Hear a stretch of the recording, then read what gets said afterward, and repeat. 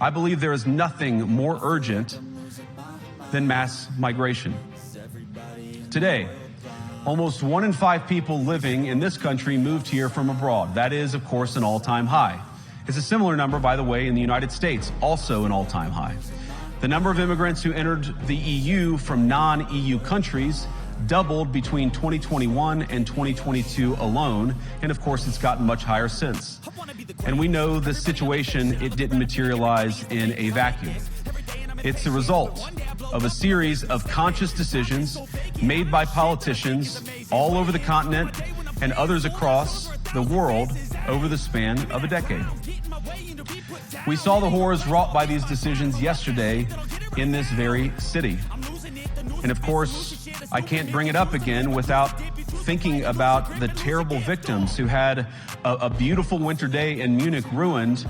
Our thoughts and prayers are with them and will remain with them. But why did this happen in the first place?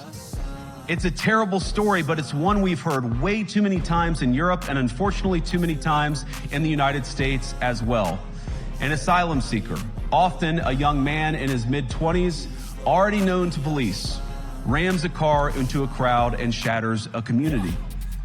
How many times must we suffer these appalling setbacks before we change course and take our shared civilization in a new direction?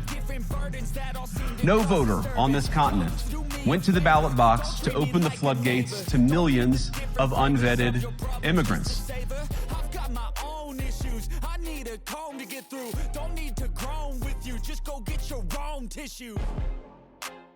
I feel like I'm losing my